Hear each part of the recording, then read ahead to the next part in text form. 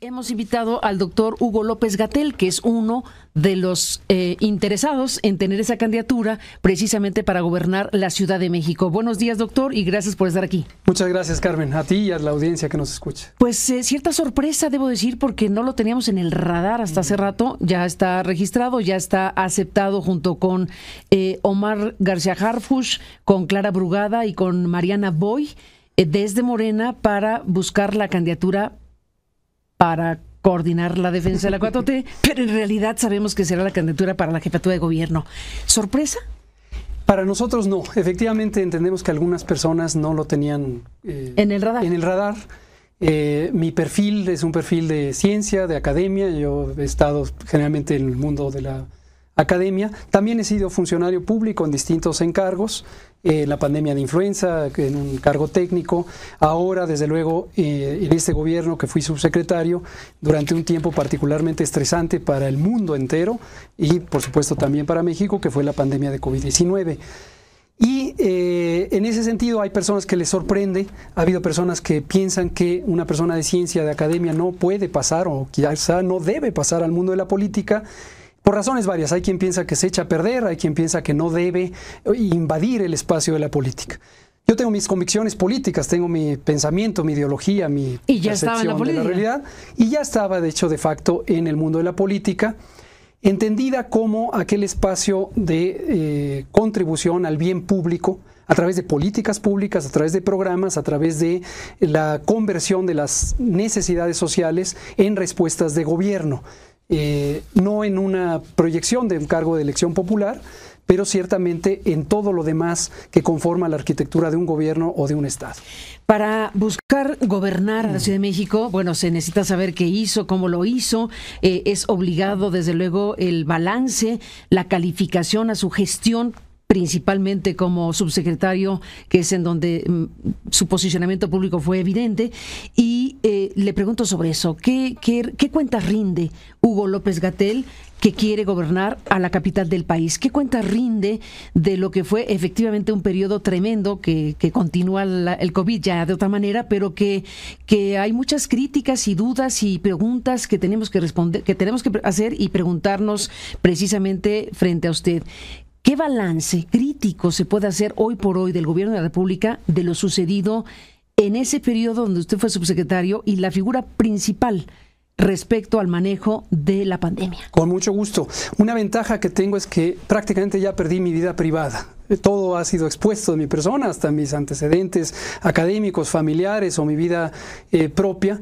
Y eso me permite estar completamente abierto al escrutinio público, a la reflexión pública y a la crítica pública, la cual siempre recibiré con gran gusto, porque es parte de la pluralidad de la sociedad.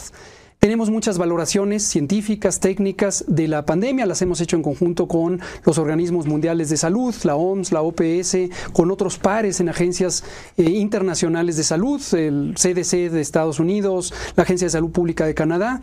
Estamos ya publicando documentos, uno de ellos fue la perspectiva del manejo de las epidemias y del COVID en el largo plazo. Este lo hicimos público en mayo, junio.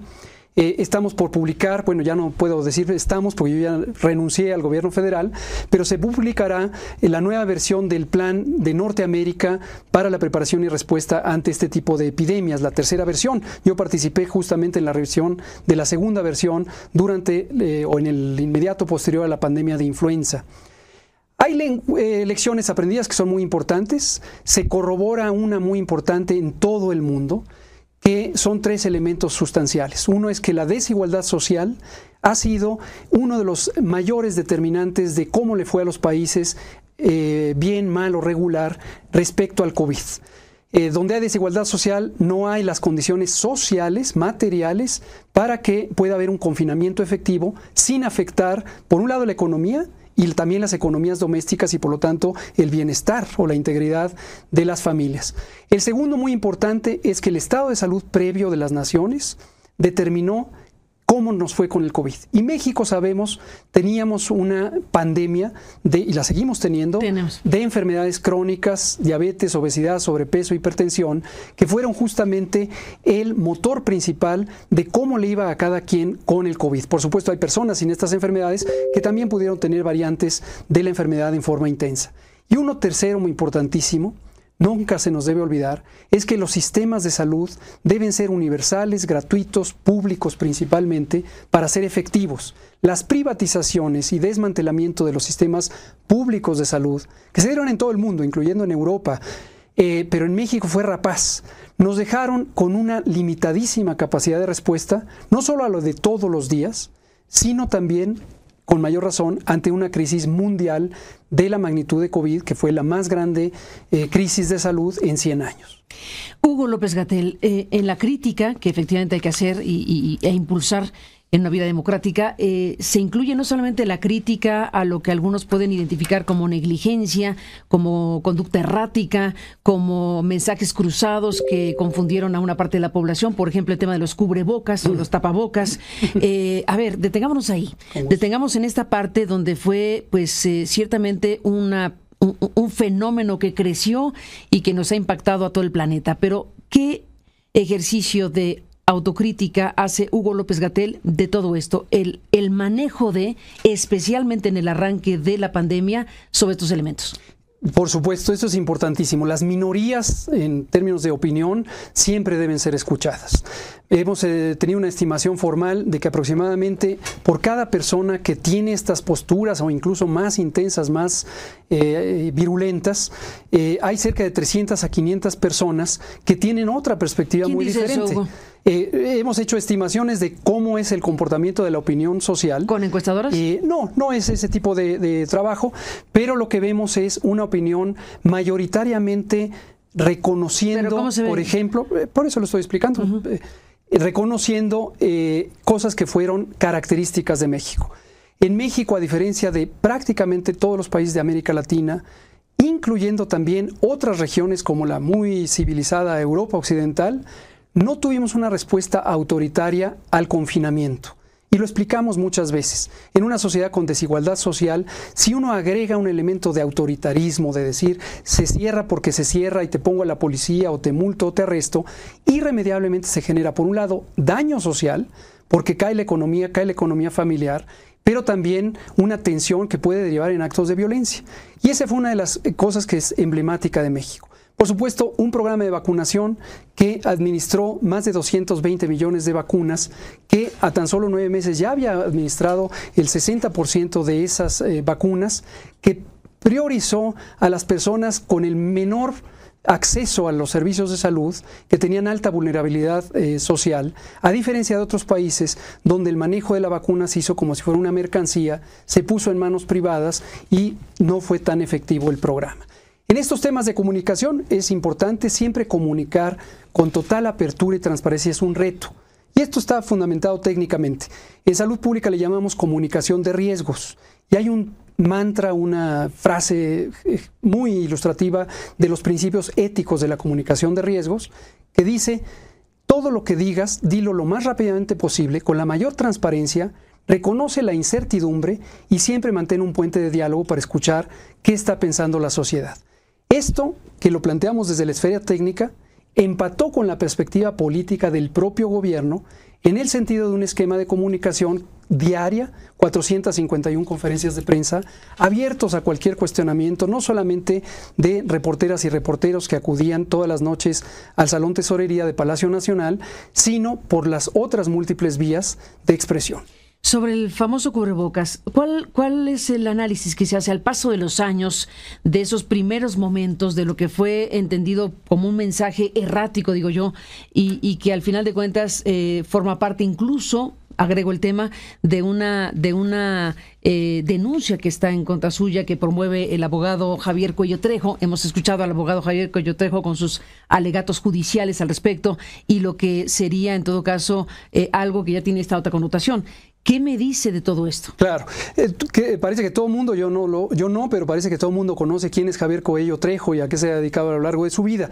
Ahora, esto del cubrebocas... No, pues es un abogado muy famoso. Sí, justamente, sí. ¿Con quién trabajó y en qué causas ha estado? Fue abogado del fiscal Gertz en algún momento, entre otras muchas cosas. Fue procurador, pues sin larga historia. Sí, pero regresemos al cubrebocas. Pero a ver, son dos cosas. Inquietar. Son el cubrebocas, por un lado, y por otro lado también, ahora nos detenemos en el tema de la denuncia y me cuenta cómo va. Con gusto. gusto. Ya hablamos de la Ciudad de México, ¿no? Que es también, que estamos vamos a la segunda parte. Muy bien.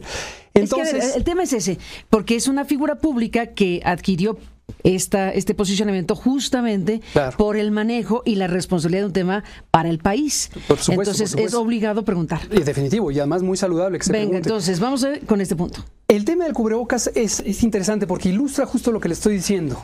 Esas son las incertidumbres, donde la ciencia va progresando al mismo tiempo que la propia crisis sanitaria.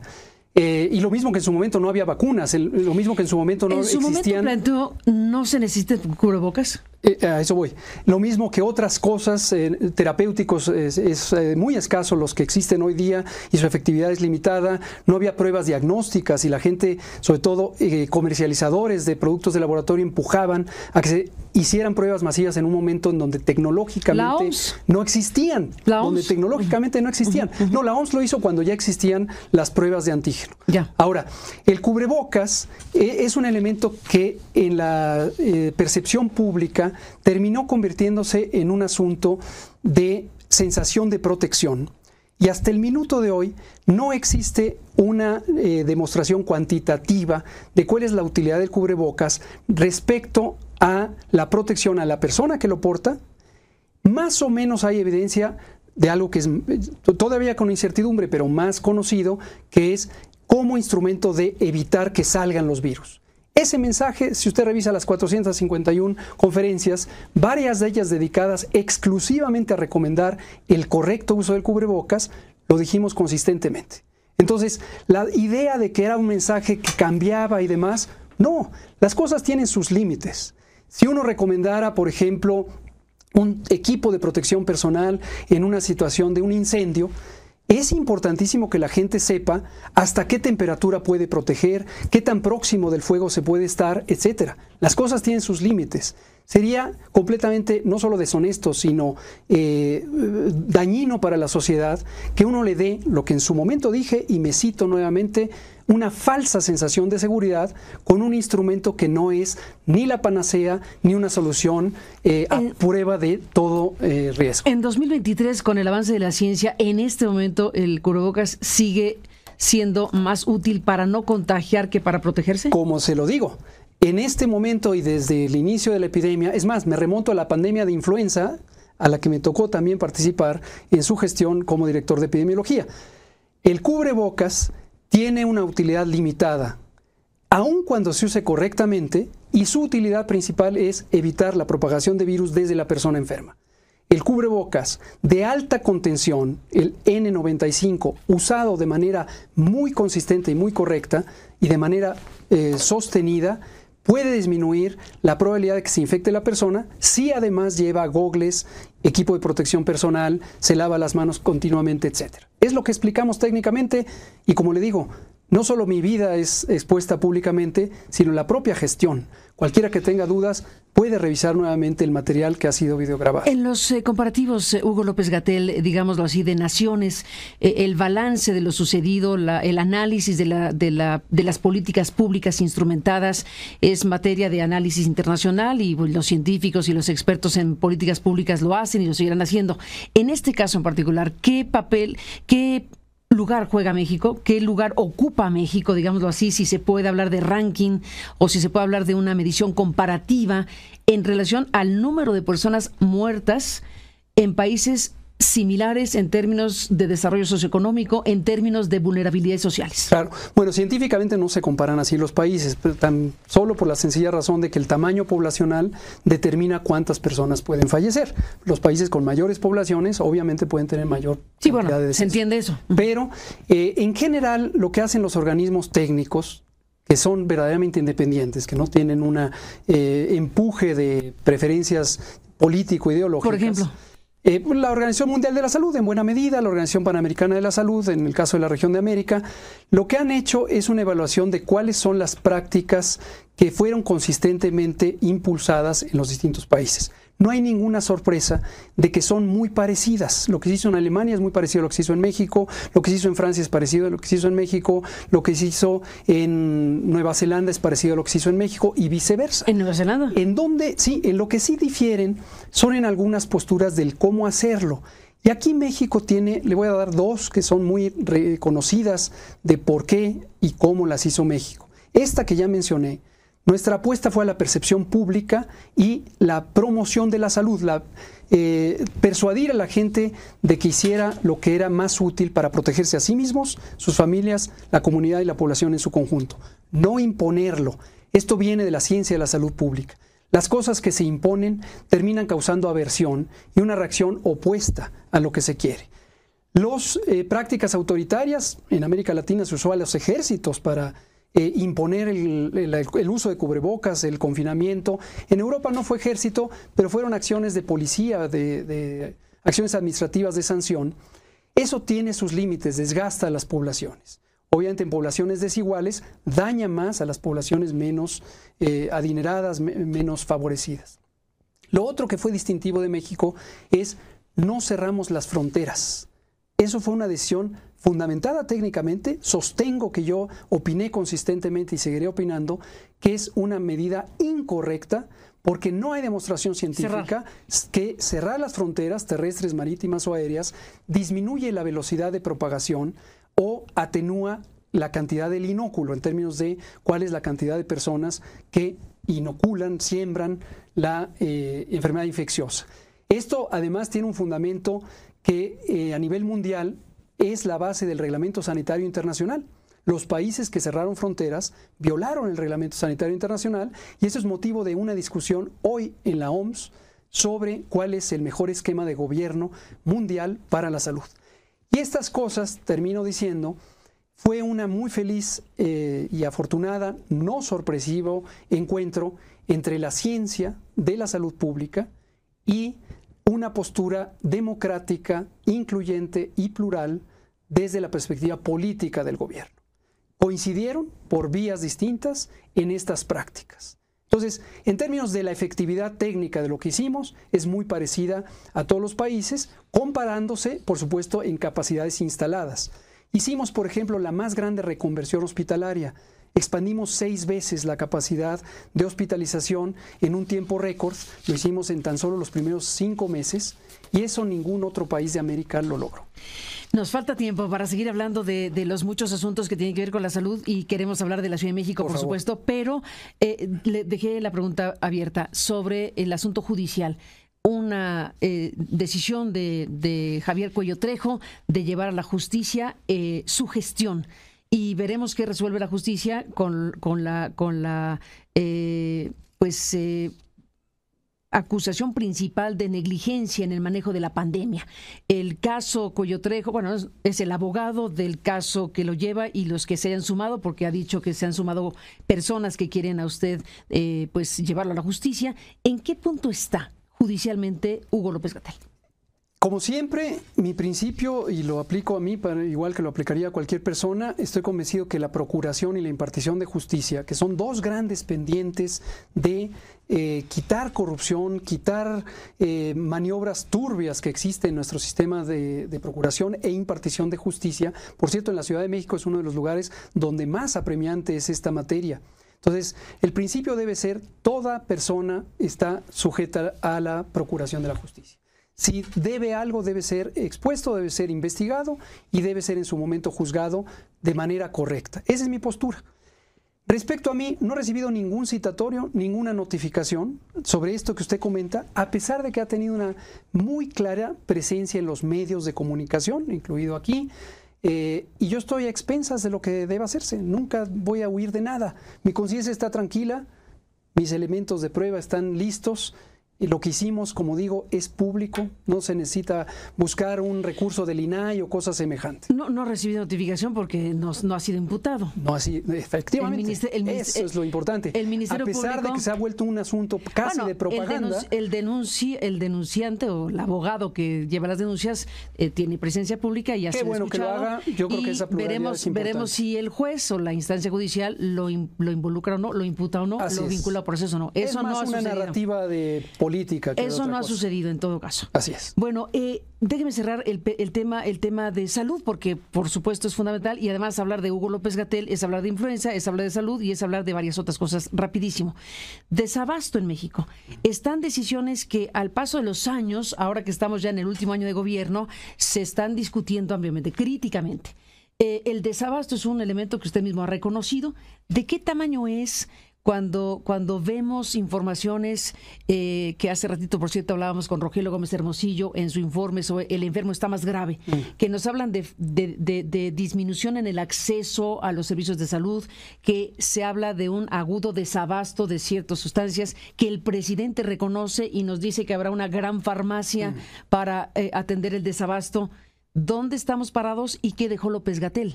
Claro.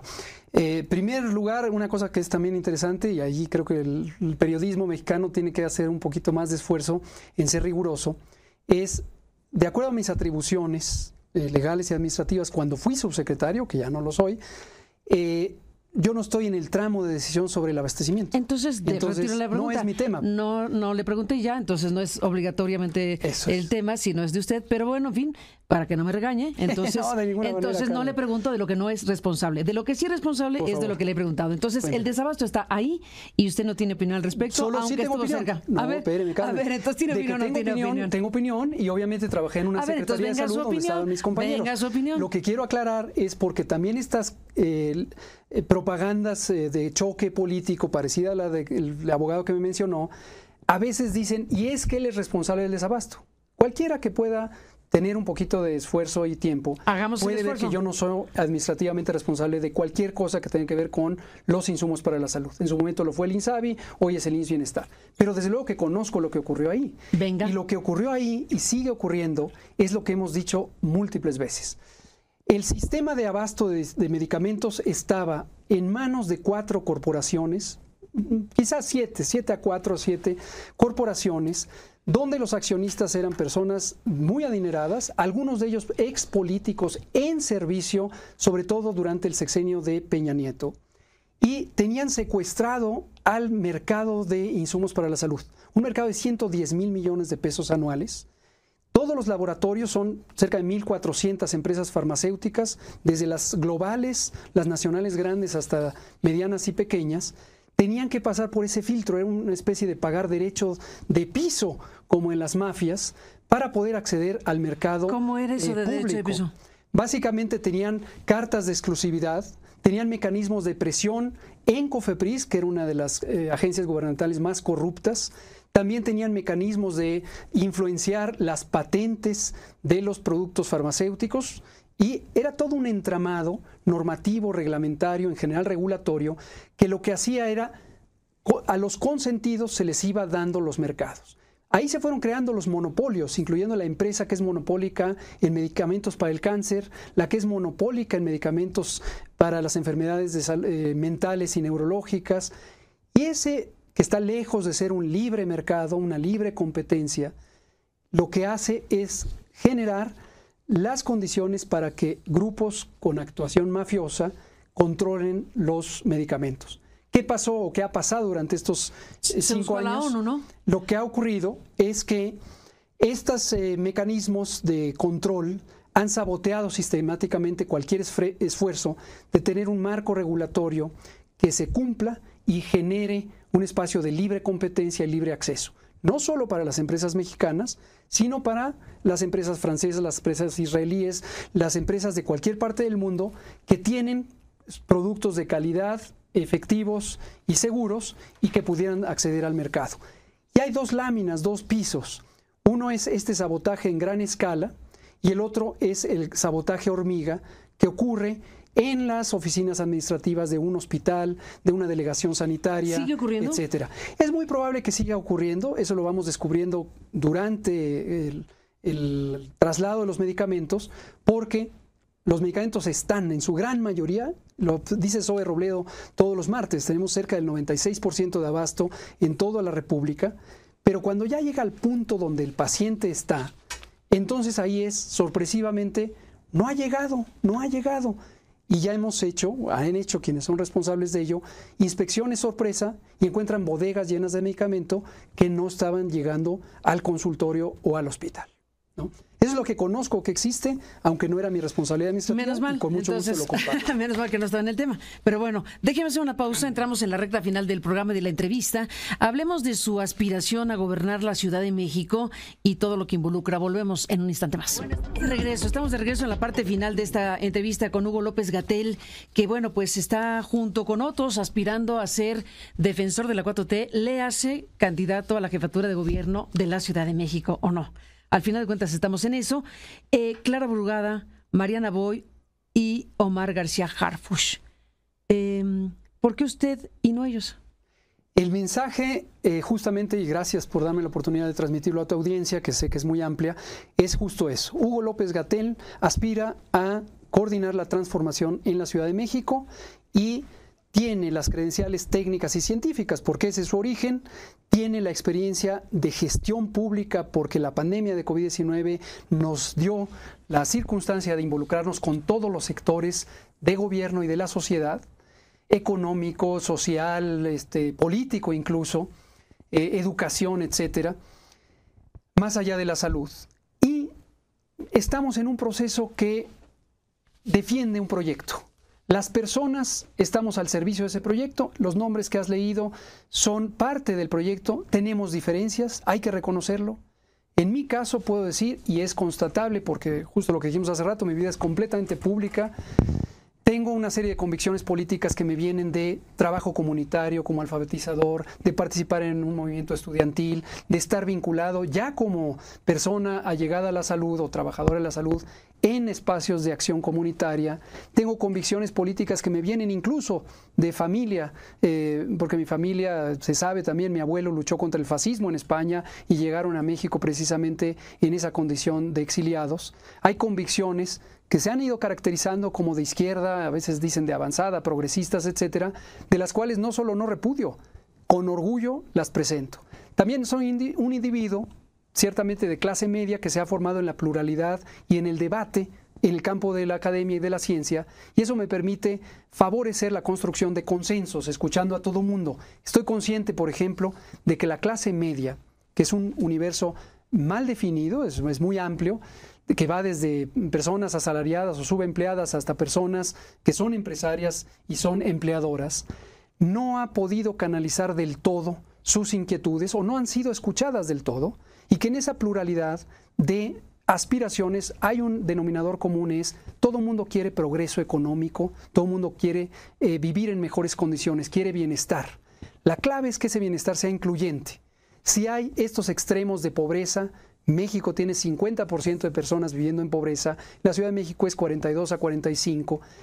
No podemos tener una sociedad que avance. El progreso de la sociedad depende de que todo mundo pueda caber y tener un crecimiento, un desarrollo en las situaciones materiales, culturales, educativas, sociales, etcétera, etcétera. Hugo López-Gatell, hablemos de percepciones. Existe la percepción de que hay favorito. De que hay favorito de quien va a ser la futura candidata, o todo indica que será la futura candidata de Morena a la presidencia, la doctora Claudia Sheinbaum, en la figura de Omar García Harfuch. ¿Llega el piso disparejo en ese sentido? Yo no percibo que haya piso disparejo. También se ha dicho que yo soy el sembrado por el presidente y soy el candidato del presidente. Si mi cercanía... Si mi cercanía en el trabajo con él, desde luego durante la pandemia yo trabajé directamente con él, estoy completamente compenetrado de cuál es su ideario, su ética, sus convicciones, en el sentido de tener un gobierno al servicio del pueblo y no un gobierno que se autosirva o sirva a grupos de privilegio, y eso me ha hecho merecedor de la idea de que soy el enviado de él. Cuando hablé con él y cuando hablé con Claudia, con la doctora Sheinbaum, a quien conozco desde hace 35 años, desde el CEU, ambos fueron muy claros en decir, qué bueno que participe un perfil como tú. ¿Cuándo fue esto? Esto fue más o menos a mitad del año, que empecé a hablar con el presidente de esta idea, y en la última semana, una vez salida la convocatoria, y ya nombrada Claudia como iniciativa coordinadora. ¿Suya o como iniciativa del presidente? Iniciativa mía.